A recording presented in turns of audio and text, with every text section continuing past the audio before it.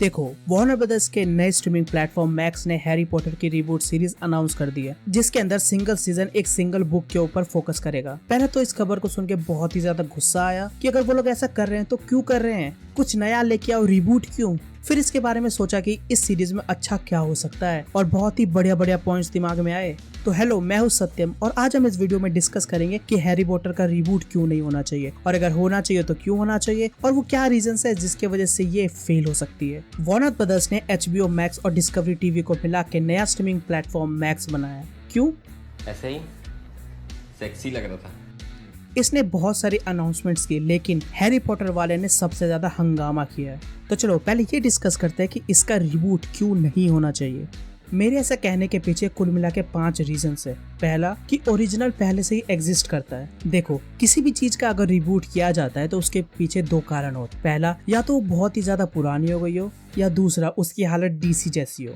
लेकिन ये दोनों ही रीजन हैरी पॉटर पे अप्लाई नहीं होते। ना ही हैरी पॉटर इतनी पुरानी हुई है, ना ही उसकी हालत DC जैसी है। यहाँ पे ऐसा भी नहीं हुआ है कि इसके इफेक्ट्स अब पुराने लग रहे हो, कि अगर आप उनके देख रहे हो तो बहुत ही बचकाने लग रहे हैं, जैसे पुराने एक्सॉर्सिस्ट मूवी में थे। हैरी पॉटर की CGI और उसके इफेक्ट्स आज भी उतने ही ब्रिलियंट है जितने 10 साल पहले थे।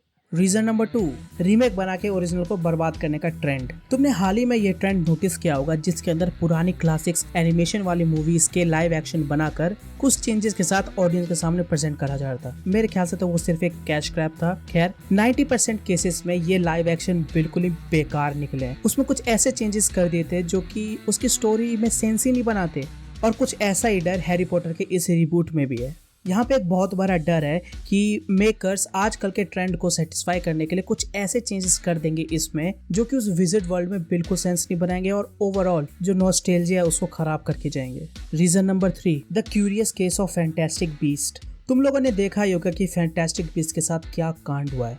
अगर हम इस ट्रिलॉजी के पहले पार्ट को छोड़ दी जाए तो बाकी दोनों पार्टों ने इतना ज्यादा ऑडियंस को डिसअपॉइंट करा है कि क्या बताऊं।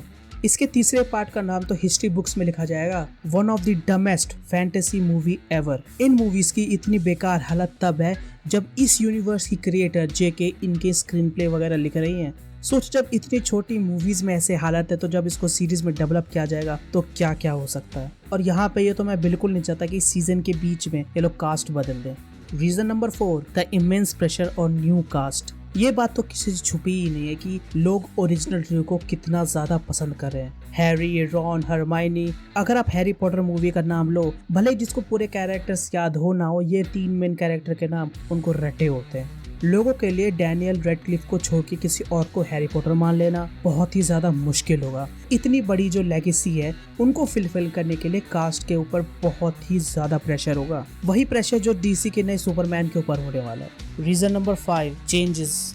जब हैरी पॉटर बुक्स को मूवीज के लिए अडेप्ट किया था तो उसमें बहुत ही सारे चेंजेस कर दिए गए थे, जो कि कुछ जगहों पे अननेसेसरी थे। कुछ कैरेक्टर्स के ट्रेट्स को चेंज कर दिया गया था, कई कैरेक्टर्स के अपीयरेंस चेंज कर दिए गए थे, जो विजर्ड वर्ल्ड है उसको भी चेंज कर दिया गया था, और जो फाइनल बैटल्स हैं उनको भी उतनी अच्छे से कोरियोग्राफ नहीं किया गया था। तो ये एक बहुत बड़ा डर है कि जब इसको फिर से रिबूट किया जाएगा तब उसमें फिर से कैरेक्टर के साथ छेड़छाड़ करी जाएगी, फिर से वर्ल्ड चेंज कर दिया जाएगा, और ये सभी चीजें मिलके नॉस्टैल्जिया की ऐसी तैसी करके रख देंगे। अब बात करते हैं कि हैरी पॉटर सीरीज क्यों बननी चाहिए। मेरे ख्याल से इसके पीछे 3 रीजंस हैं। पहला, कि डायरेक्ट रिबूट और रीमेक नहीं होने वाली है। देखो, बुक अडेप्टेशन के पीछे एक बहुत ही बड़ी प्रॉब्लम ये आ जाती है कि 1.5 घंटे की मूवी के अंदर बुक्स के सारे डिटेल्स को दिखाना नियरली इम्पॉसिबल हो जाता है। तो यहाँ पे एक लंबी सीरीज हमेशा बेटर ऑप्शन होती है। और तुम्हें नहीं पता तो बता दूं, हैरी पॉटर्स की बुक्स बहुत ही ज्यादा मोटी हैं और इतनी ज्यादा डिटेल से भरी हुई है कि अगर तुम उसको पढ़ोगे तो बहुत चक्के रह जाओगे कि मूवीज में कितनी सारी डिटेल्स को मिस कर दिया है। और यहाँ पे एक बात बहुत ही बढ़िया है कि यहाँ पे एक बुक में सिर्फ एक सीजन कवर होगा, तो सोचो हमें और भी कितनी सारी डिटेल्स देखने को मिल सकती हैं।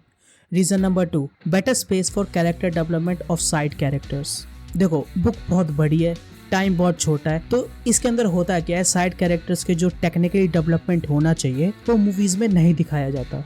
इसमें कितने सारे कैरेक्टर्स हैं जिनको रिक्वायर्ड डेप्थ नहीं दी गई है। बुक्स के अंदर बहुत ही लेयर्ड कैरेक्टर है, पर मूवीज के अंदर उनको सिर्फ सिंगल डायमेंशनल कैरेक्टर दिखाया गया है। बहुत सारे कैरेक्टर्स की तो बैक स्टोरी ही नहीं दिखाई गई है, जिसकी वजह से मूवीज में बहुत बार ये होता है कि जब कोई कैरेक्टर कोई डिसीजन लेता है तो उसके पीछे रीजनिंग क्या आती है ये समझ में नहीं आती। मैं बहुत सारे कैरेक्टर्स के बैक स्टोरी अच्छे से डिस्कवर करना चाहता हूँ। सीरियस ब्लैक हो गया, लूना हो गई, प्रोफेसर बिन्स हो गए और खासकर टॉम रिडल्स की। इस सीरीज में एक और खास बात हो जाएगी कि हम विज़र्ड वर्ल्ड को और भी ज्यादा एक्सप्लोर कर सकते हैं। जो दूसरे स्कूल इस वर्ल्ड के अंदर आते हैं उनको भी जानना काफी मजेदार होगा। Reason number 3, better tech and better battles.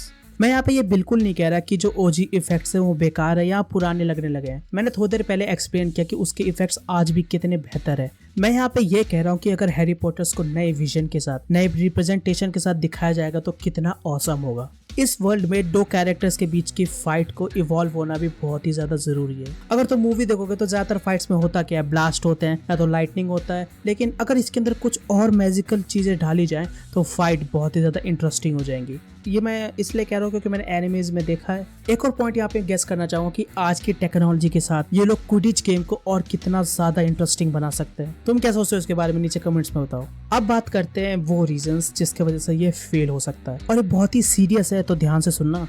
ये लोग उसी सेम स्टोरी को जो कि ऑलरेडी 2 मीडियम्स में हमें पता है, बुक्स में और मूवीज में, उसको फिर से 7 सीजन्स के अंदर कवर करेंगे। जहाँ तक फैंस की बात है वो तो चलो फिर भी देख भी लेंगे, लेकिन जो आम आदमी है, जो फैन नहीं है लेकिन उसने हैरी पॉटर मूवीज देख रखी है, तो वो इस सीरीज को क्यों ही देखेगा। वो कुछ डिटेल्स के लिए फिर से अपना टाइम, अपना वैल्यूएबल टाइम इस चीज में बर्बाद नहीं करेगा।